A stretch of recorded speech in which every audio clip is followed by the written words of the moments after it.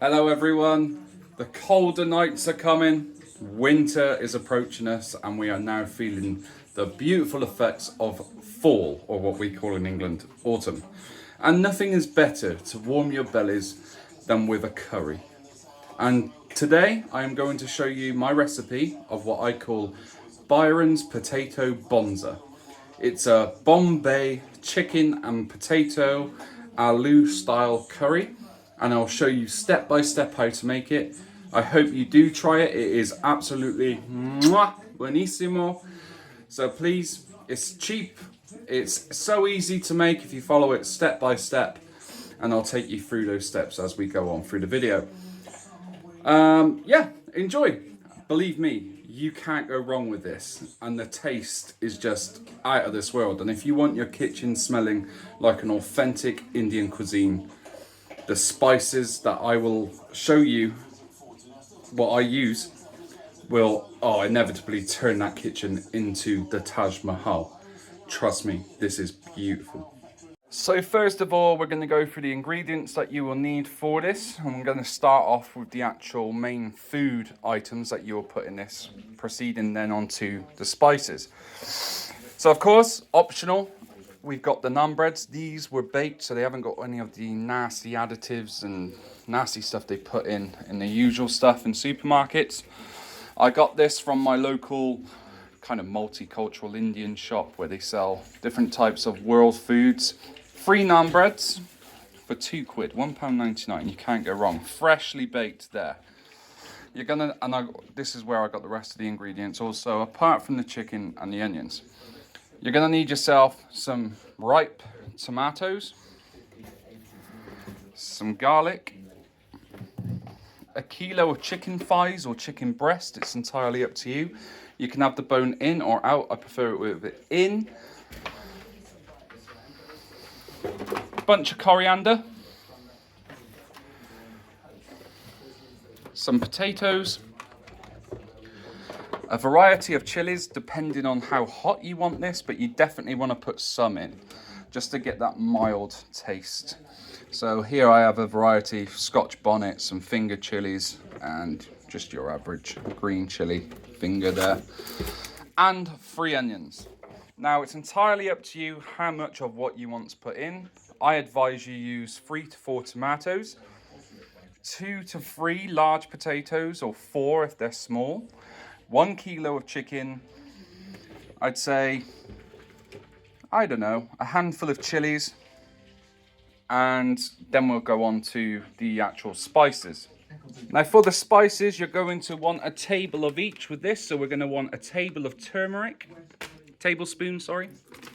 a tablespoon of chili powder. Where are you? There. Chili powder. Fenugreek.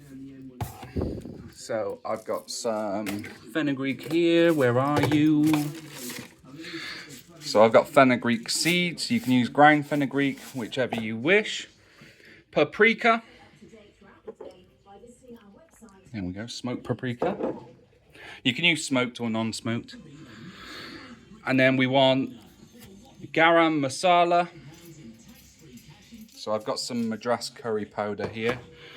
Instead, where is the garam? I have got garam, I will find it. Where is it? There. Garam masala. Some black pepper. And a half a tablespoon of cumin. Right then guys, so after a very long time of peeling, chopping, I have now got all the goods ready to do away with this amazing chicken and potato curry. Byron Bombay Bonanza. So we got your kilo of chicken thighs, your tomatoes, which are, there's 4 tomatoes there, chopped coriander, lots of garlic, but don't worry, I'm not going to put all that in. There's 3 chopped onions. There's some mustard seeds, cumin seeds, coriander seeds. There's some ginger and garlic paste ready. Some butter, some olive oil, mixed herbs ready there with a pinch of salt and black pepper. We've got our chopped potatoes, all of equal size. I did 3 large potatoes in the end. We've got our rice all washed, bit of turmeric, some cardamom seeds and bay leaves, chopped chilies. So again, we got a mixture of chilies there. And here we have a tablespoon of fenugreek, tablespoon of turmeric, a tablespoon of chili powder, a tablespoon of paprika, a tablespoon of a tablespoon of garam masala, a tablespoon of, a small tablespoon of black pepper, and a small tablespoon of ground cumin. So let's get this bad boy underway, shall we? And on the side, we'll have the salt and just some black pepper, just to add for good measure. We're also going to put 400 mils of water on the side for when we're going to reduce everything all down to get that lovely aroma around. And yeah, it will add to the base. So let's do this. Right, here we go. So first of all, you want to add some butter, some oil, olive oil is what I'm using, some black pepper, a pinch of salt, and then we're going to go ahead, wait until that's coming up so the butter is melted, so it gets a bit hot. And then you're going to add some mustard seeds, coriander seeds, and some cumin seeds. You want that on a high heat, and you want to stir that whilst it's bubbling away like that for a good 30 to 45 seconds. Then you want to add your 3 chopped onions, a pinch of salt, and you want to stir that in for 12 to 15 minutes or until it's brown, until the onions are nice brown and simmered down. This is optional, but you can add some mixed herbs whilst you're stirring the onions for the 12 to 15 minutes. I prefer to mix in some, but again, you don't have to, or if you haven't got any, don't worry too much. So once you've added your onions, you're obviously cooking for 12 to 15 minutes. You also want to add some garlic, some mixed herbs, if you can, some chopped garlic. So again, I've used some of mine. Put that in with the mixed herbs. And again, like I said, we'll cook for 12 to 15 minutes or until it's nice and brown. Now the onions are nice and soft, you want to add yourself a tablespoon of garlic and ginger, or in my case, 2 teaspoons. Give that a stir. Then add yourself your chopped chilies. Try to use 3, maybe 4 as a minimum. Give that a stir. It's very important as well, just to make sure you're scraping the bottom bits of the pan. You see the nice brown bits there? That's extra flavour, so make sure you're getting all that off and nothing's sticking. You then want to add your spices, as I explained earlier. So in with them. Stir them in nicely and add yourself some water.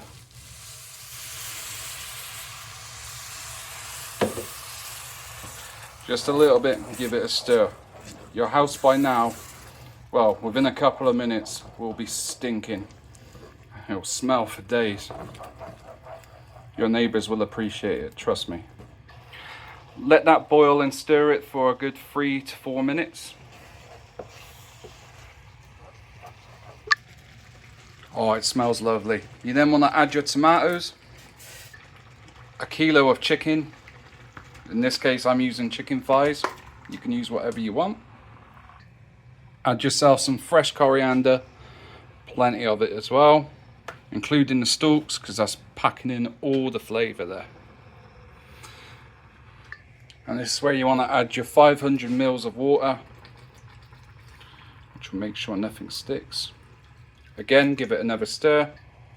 Put the lid on and leave that for a good 25 minutes on a high heat, medium to high heat. Excuse the mess. Now, if you're like me and you think more is better and you end up filling the pot too much, don't panic. You can always empty some of the juice, put it in a jug or a bowl nearby, because you may need to use it later once it's all simmered down.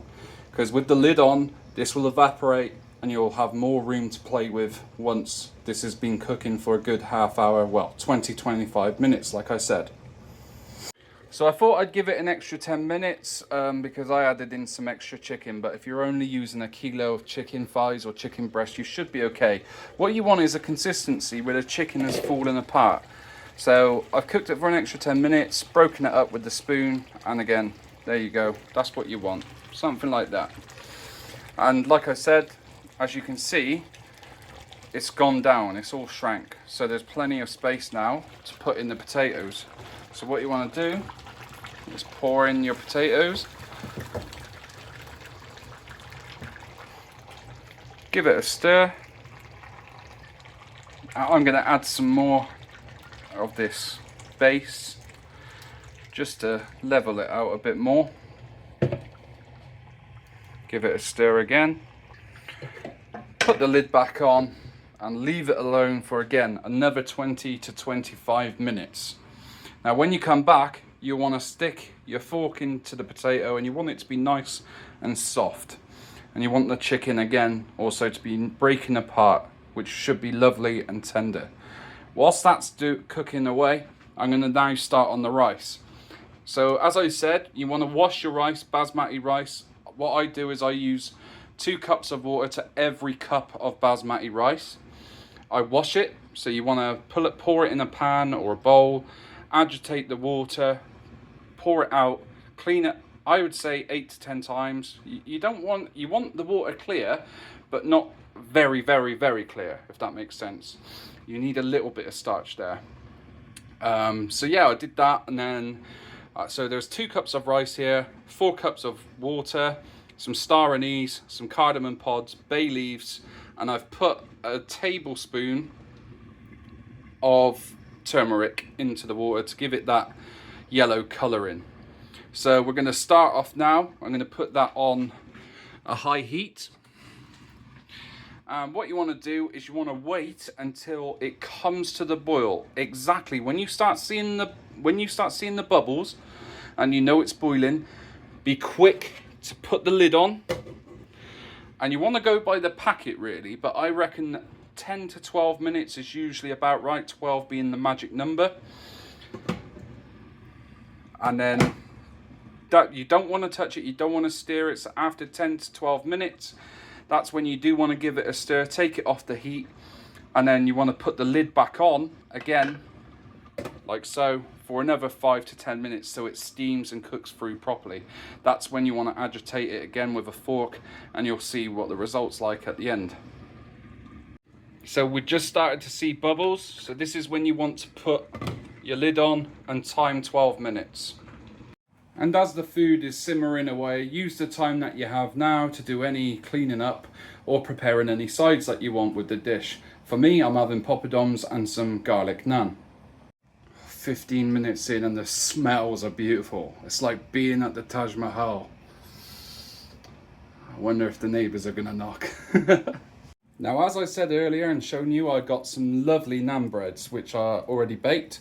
So I've got these, and what I'm going to be doing is making a nice homemade garlic butter to fry on top of it in the frying pan. Get yourself some butter, some already diced garlic that you made before, and some rock salt or sea salt. That was a bit too much. For me, the more garlic, the better. I haven't got a lot of butter, so I would say use more than that. So if you can, use a stick of butter. So it's been 12 minutes. We're coming back to the rice. And here we are. It is absolutely perfect. So what we want to do, give it a nice stir. Take it off the heat. And leave it for 5 to 10 minutes just to steam. And that's what you call steamed rice. Oh wow, beautiful. And that's what we want. That's exactly what we want. Let's try this potato. Soft, perfect. And the chicken is breaking apart, as you can see. That's done. Now you want to turn the heat off at this point and just keep the lid on, just to let it settle down. Then we're going to go to the rice. So the rice is now done, Nice and fluffy, as you can see. Absolutely gorgeous. Just tasted it, and it was beautiful. Right, the naan breads and the poppadoms are next. And there we are. Chicken and potato curry. Byron's Bombay Bonzo. Beautiful. Now for the naan bread and poppadoms. Right, for the garlic naan bread, you want to get your naan bread ready. And obviously the mixture that you made with the garlic butter. So you want to put the garlic butter on a pan, and you want it on a medium heat, not too high. Place that in the pan like so, and let that melt in. Spread it round just so it gets everywhere. And it should look like this. Now when it does, again, spread the garlic around, because this is going to go on the naan bread. And you want to place the naan bread on top like so, giving it a nice push down with your hands. You can use a spatula if you want, which will be more safer actually. And just keep it down. You want to keep that on there for a good 2 to 3 minutes. And do the same on the other side, maybe for a minute, just to heat up the other side. And there we have it, guys. Your garlic naan bread and your homemade chicken and potato Byron Bonzo Aloo, or your chicken and potato curry.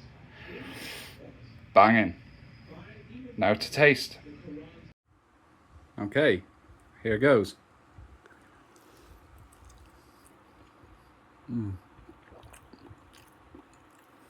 Wow. Banging. Lovely. Guys, give it a try. Let me know what you think. And let me know how you get on. Cheers.